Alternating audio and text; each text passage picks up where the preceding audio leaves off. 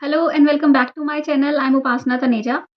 So in this video, we have a question from Swedish Kangaroo Test, and here they are giving us a situation. They are telling us that Mariam has $13 less than total amount Ria and Emma have. I do not know how much Ria has, how much Emma has, okay, but I know that total amount Ria and Emma has, Mariam has $13 less than them, right?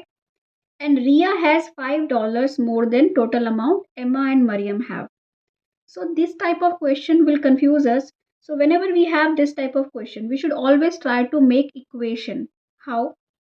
I suppose Ria has R dollars. I do not know how many Ria has, but Ria has R dollars.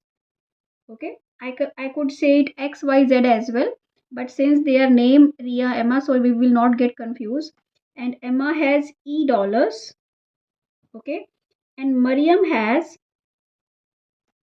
M dollars, right? Okay, now I will make the equation. Look at it carefully. I know a total amount Ria plus Emma has R plus E. Mariam has $13 less. So if I add $13 in Mariam, $13 in Mariam dollars, this they will become equal, right? This is how we make equation to get to the conclusion, right? Because total amount Ria plus Emma has, that is equal to Mariam plus 13, because Mariam was actually having less than total amount of Ria and Emma, right? Now we will make second equation.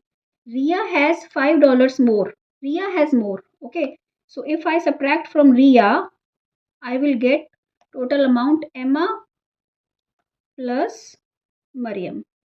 Are you getting my point? So now I need to convert it into one or two parameters, okay, one or two variables. So if I see here, R is equal to what? R is equal to M plus E plus 5, right? I'll say this is second equation. Now I substitute the value of R in first equation.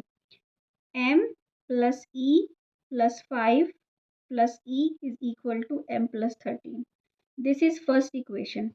I substituted value of R from here to here, okay, and M will cancel out, so it will become 2e plus 5 is equal to 13.